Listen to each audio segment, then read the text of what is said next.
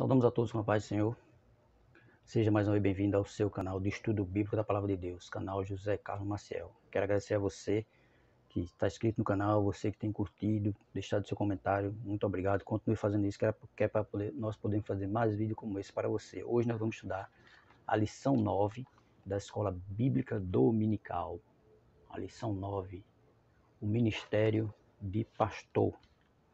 A nossa lição ela tem a sua leitura bíblica em classe. Evangelho de João, capítulo 10, versículo 11 e 14. Tito, capítulo 1, versículo 7 a 11. E 1 de Pedro, capítulo 5, versículo 2 ao 4. O objetivo geral da nossa lição é refletir sobre a missão de um pastor. Os objetivos específicos. Primeiro, confirmar o papel fundamental de Jesus como sumo pastor. Segundo, elencar as características de um verdadeiro pastor. Terceiro, conscientizar a respeito da missão do ministério pastoral. Nossa lição é dividida em 3 pontos. O primeiro, Jesus, o sumo pastor, com seu primeiro subponto, Jesus é o pastor supremo.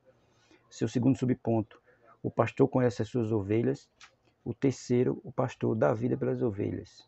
Segundo ponto, as características do verdadeiro pastor. Primeiro subponto, um caráter íntegro. O segundo, um exemplo para os fiéis e os infiéis. E o terceiro, exemplo para a família. Nosso terceiro ponto, o ministério pastoral. Primeiro subponto, a missão do pastor. Segundo, uma missão polivalente. E o terceiro, o cuidado contra os falsos pastores. E a conclusão da nossa lição. Nossa leitura bíblica em classe, Evangelho de João, capítulo 10, versículo 11 e 14. Eu sou o bom pastor.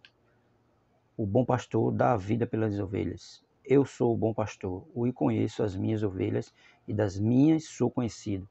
Tito, capítulo 1, versículo 7 ao 11. Porque convém que o bispo seja irrepreensível como despenseiro da casa de Deus, não soberbo, nem iracundo, nem dado ao vinho, nem espancador, nem cobiçoso de torpe ganância, mas dado à hospitalidade, amigo do bem, moderado, justo, santo, temperante, retendo firme a fiel palavra, que é conforme a doutrina, para que seja poderoso tanto para admoestar com a sã doutrina, como para convencer os contradizentes. Porque há muitos desordenados, faladores, vãos e enganadores, principalmente os da circuncisão, aos quais convém tapar a boca, homens que transtornam casas inteiras, ensinando o que não convém por torpe ganância. 1 Pedro capítulo 5, versículo 2 a 4. Apacentai o rebanho de Deus que está entre vós, tendo cuidado dele, não por força, mas voluntariamente, nem por torpe ganância, mas de ânimo pronto, nem como tendo domínio sobre a herança de Deus, mas servindo de exemplo ao rebanho. E quando aparecer o sumo pastor, alcançareis a incorruptível coroa de glória. Texto áureo. Eu sou o bom pastor dá a sua vida pelas ovelhas. Evangelho de João, capítulo 10, verso 11. A verdade prática. Por meio do ministério pastoral, conduzimos as ovelhas ao supremo pastor, Jesus Cristo. Amém?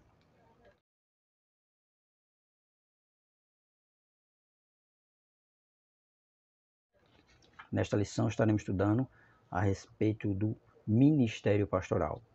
A nossa introdução vai dizer assim: nesta lição trataremos do ministério de pastor. Ele é considerado um despenseiro que cuida do principal bem, o rebanho do Senhor. Muitas são as demandas internas e externas da igreja local, entre elas o cuidado do rebanho, visita a enfermos, questões relacionadas à administração eclesiástica e o constante desafio de se dedicar à oração, à pregação e ao ensino da palavra de Deus. Não é uma função para gente preguiçosa, pois exige todo esforço, todo empenho e todo zelo. Ser pastor é conduzir é cruzar um deserto escaldante, em vez de pisar os tapetes aveludados da fama. Ser pastor é a arte de engolir sapos e vomitar diamantes. Ser pastor é estar disposto a investir a vida na vida dos outros sem receber o devido reconhecimento. Ser pastor é amar sem esperar a recompensa, é dar sem esperar receber de volta. Ser pastor é saber que o nosso galardão não nos é dado aqui, mas no céu. A gente sabe que é uma missão muito difícil. Não é fácil ser pastor, é difícil. E o nosso primeiro ponto vai falar Jesus, o sumo pastor. E o primeiro subponto é Jesus é o supremo pastor. Jesus Cristo é o Senhor da igreja, o seu único mediador, seu intercessor e sumo sacerdote. Ele é o único que está de forma absoluta, espiritual e hierarquicamente acima de qualquer líder da igreja. Nenhum líder possui o direito de ser reconhecido como espiritualmente superior ao restante dos membros da igreja, à semelhança de um ponte entre Deus e os seres humanos, isto é, como uma espécie de ponte entre Deus e os discípulos.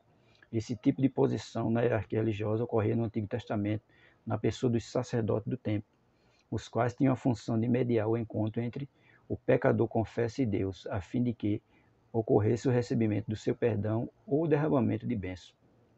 Mas essa representação era uma figura de Jesus Cristo, o nosso sumo sacerdote, por meio do qual toda e qualquer bênção o ser humano poderá alcançar. Assim não há qualquer ministério eclesiástico humano que deva ser reconhecido como espiritualmente superior ao restante dos membros da igreja, e por meio do qual os seguidores de Cristo recorram para que as bênçãos lhes sejam derramadas. Só Jesus Cristo é o pastor supremo. Só ele é o pastor supremo. E as bênçãos só vêm através dele e de mais ninguém. Ninguém pode abençoar outro, só quem abençoa é Jesus Cristo. E todas as bênçãos vêm dele. Nosso segundo subponto vai dizer: o pastor conhece as suas ovelhas. O pastor conhece as suas ovelhas. Jesus, como bom pastor, conhecia as suas ovelhas. Ele disse: eu sou o bom pastor e conheço as minhas ovelhas. E das minhas ovelhas sou conhecido. Evangelho de João, capítulo 10, verso 14. Na Palestina, as ovelhas eram criadas para produzir lã, sendo tosqueadas de ano em ano. Desta feita, o pastor as mantinha sob seus cuidados durante muitos anos e entre eles se desenvolvia um relacionamento de confiança e intimidade. O pastor sabia até o nome de cada uma delas e as chamava pelo nome. Evangelho de João, capítulo 10, verso 3. Era esta certamente a relação existente entre Jesus e seus discípulos. Ele conhecia pessoalmente as suas ovelhas, assim como no Antigo Testamento Jeová chamava Abraão, Moisés, Samuel, Elias, Josué e outros pelo nome. Assim Jesus conhecia e chamava as pessoas individualmente. Quando ele viu Natanael se aproximando, ele disse: eis um verdadeiro israelita, em quem não há dolo. Natanael perguntou-lhe atônito: de onde me conhece? Evangelho de João, capítulo 1, versículo 47 e 48. Jesus já conhecia ele, mesmo antes dele vir até Jesus, Jesus já conhecia ele, já sabia tudo da vida dele. Tal conhecimento e confiança entre Jesus e seus seguidores é comparado ao relacionamento entre Jesus e o Pai. Assim como o Pai me conhece, a mim também eu conheço o Pai. Portanto, a minha união, comunhão, intimidade e o mesmo conhecimento que há entre o Pai e o Filho também existe entre o pastor e as ovelhas. Jesus nos conhece por nome. O bondoso Salvador conhece a sua igreja por inteiro e se relaciona com cada membro. Evangelho de João, capítulo 10, versículo 4 e 14. Creia nisso. Ele se relaciona com cada um e conversa com cada um individualmente, porque ele conhece a todos. Ninguém está fora dos olhares de Cristo. E o nosso terceiro subponto vai falar: o pastor dá vida pelas ovelhas. Disse Jesus: eu sou o bom pastor dá a vida às suas ovelhas, pelas suas ovelhas. Evangelho de João, capítulo 10, verso 11. O Novo Testamento descreve Jesus como grande pastor e supremo pastor e o bom pastor. Como grande pastor, ele vive para as ovelhas. Como supremo pastor, ele voltará para as ovelhas. Como bom pastor, ele deu a sua vida pelas ovelhas na cruz. Estas três verdades podem ser vistas também nos Salmos 22, 23 e 24. O Salmo 23 aponta Jesus como grande pastor que vive para cuidar de suas ovelhas.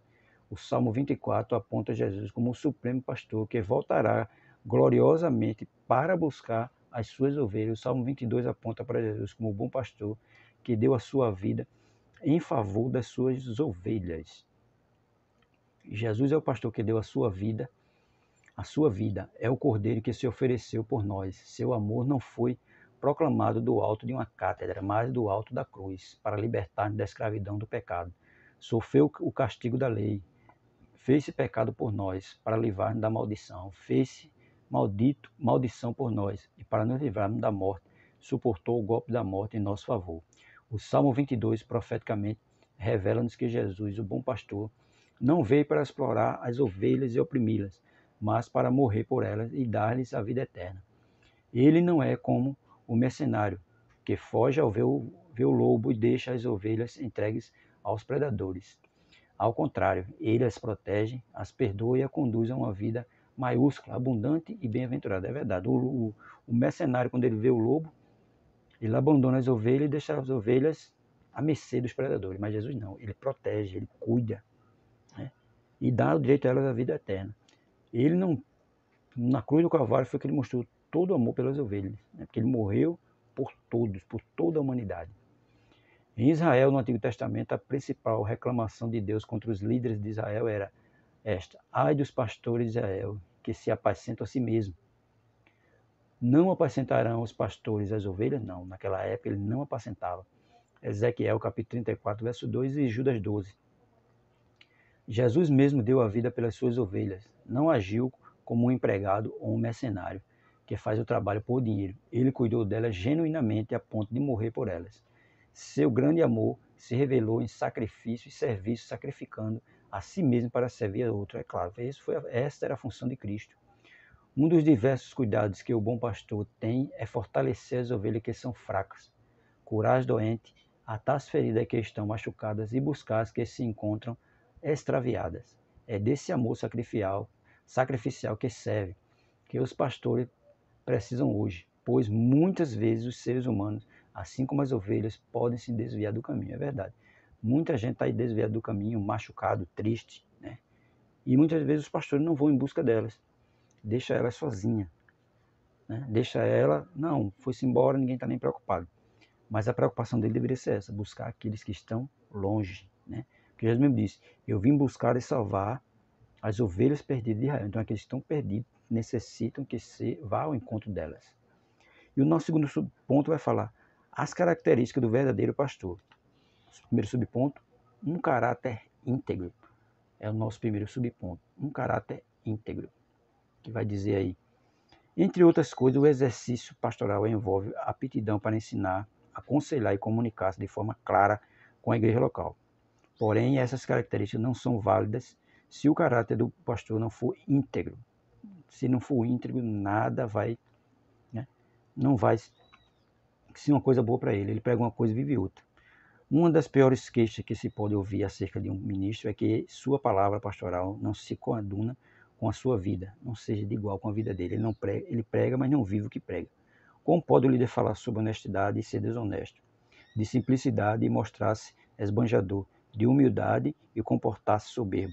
A melhor palavra pastoral é a vida do pastor em sintonia com a mensagem do evangelho que ele proclama. Mateus capítulo 7, versículo 24 ao 27 e Mateus capítulo 23, do versículo 2 ao 36.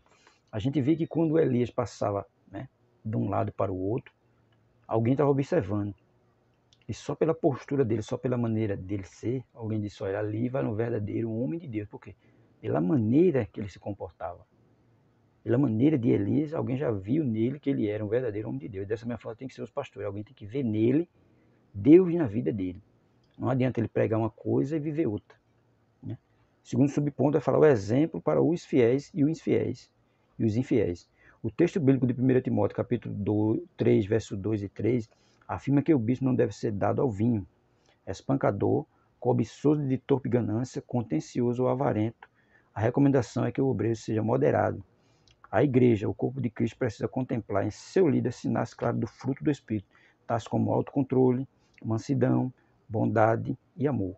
Estas características denotam idoneidade moral e maturidade espiritual. A mesma postura moral que o pastor atesta aos fiéis deve ser demonstrada igualmente aos infiéis. 1 Timóteo, capítulo 3, verso 7. Da mesma forma que ele conduz a igreja de Cristo com moderação, com honestidade, com amor e carinho, dessa mesma forma ele tem que tratar os infiéis, aqueles que não aceitaram a Cristo ainda, para que eles possam ver o exemplo do pastor e eles sintam o desejo de aceitar a Cristo. É isso que o pastor tem que ser, né?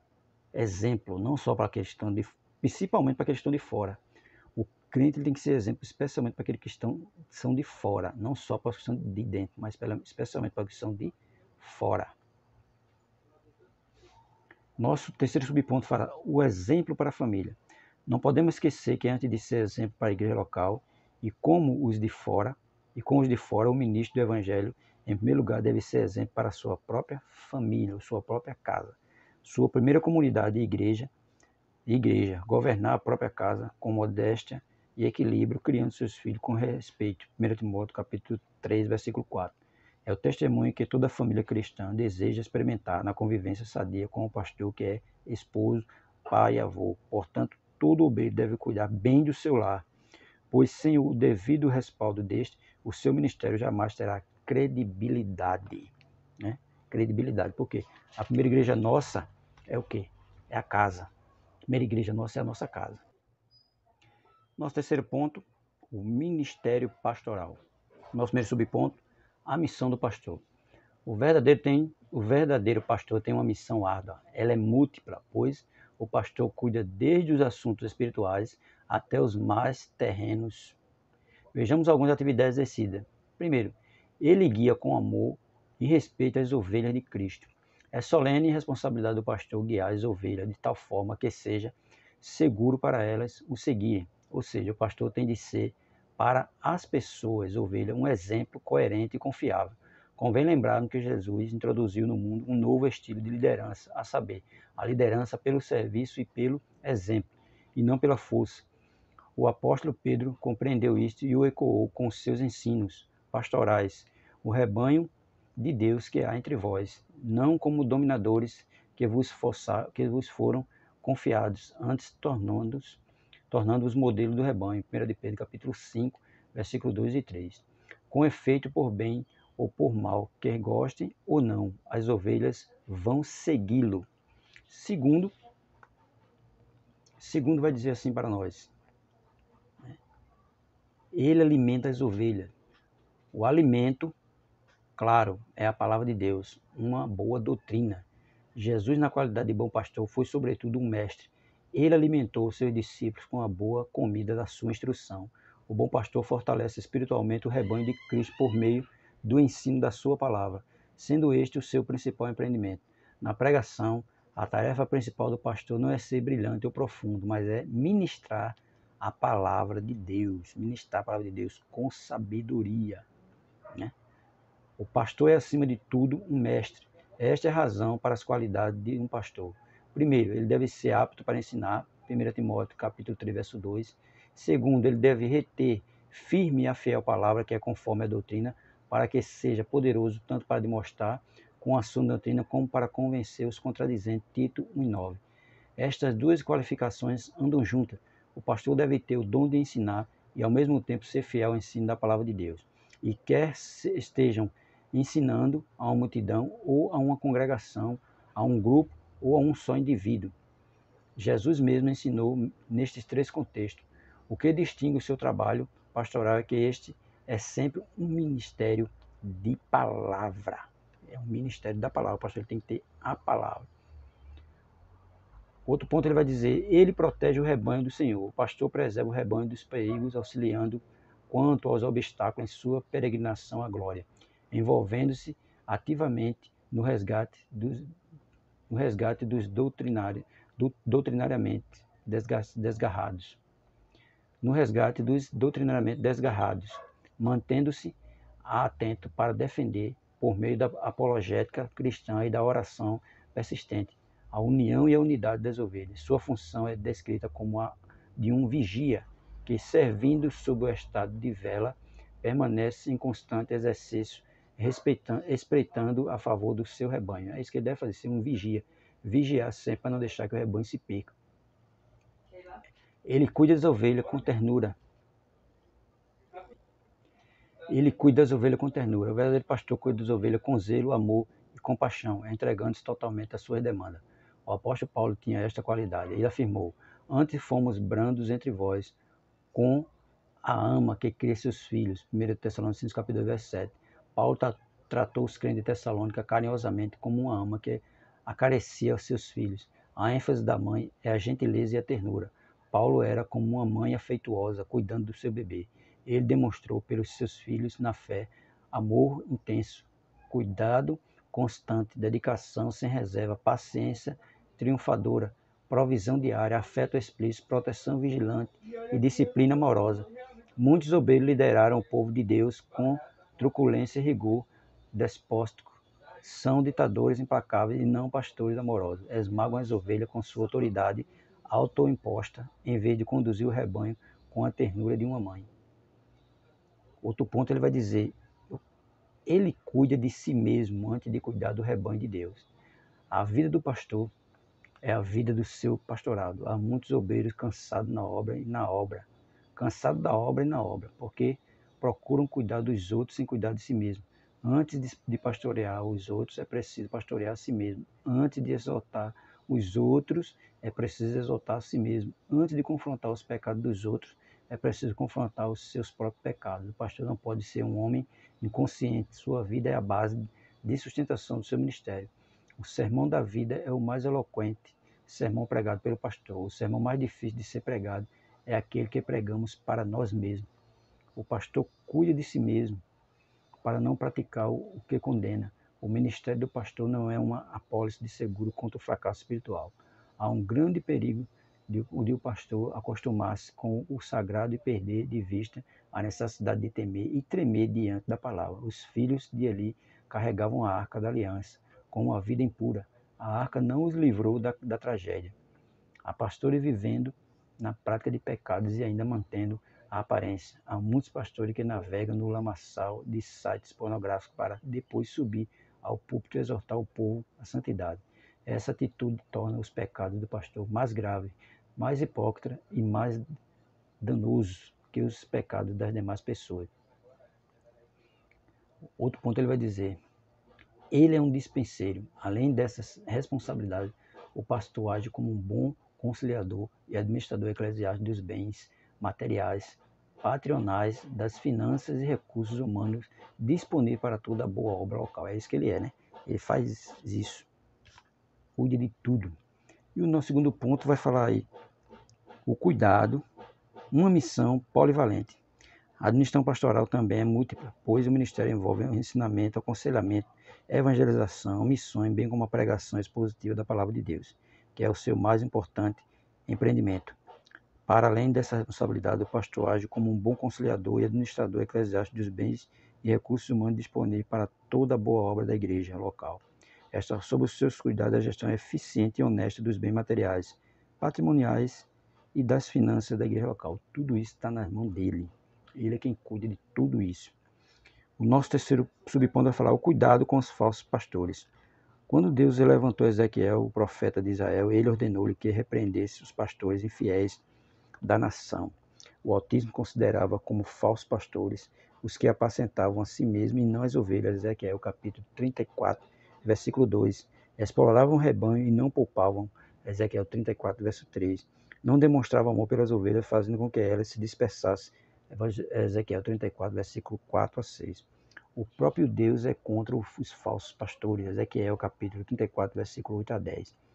Ele inspirou o apóstolo Paulo a escrever para Tito, quando da sua instrução pastoral ao jovem obreiro que este retivesse firme a fiel palavra que é conforme a doutrina, para que seja poderoso tanto para demonstrar com a sua doutrina como para convencer os contradizentes, porque há muitos desordenados, faladores vãos e enganadores, aos quais convém tapar a boca.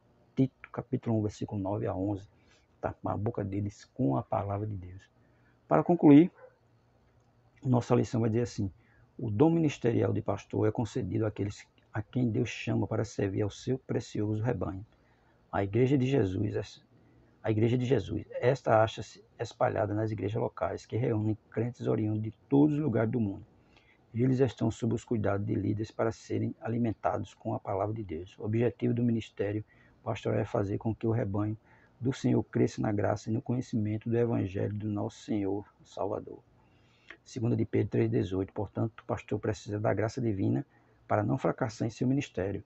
Oremos pelos pastores, compreendamos as suas lutas e os apoiemos com amor e carinho. É claro, a gente sabe que a luta dele é muito grande, né? Mas ele tem que estar sempre em constante oração para que o Espírito Santo possa guiá-lo nessa vereda, que é uma vereda tão difícil, que é cuidar de pessoas. Cuidar de pessoas não é fácil, mas ele tem que pedir discernimento do céu para cuidar do povo de Deus, que foi confiado a ele este ofício. Amém?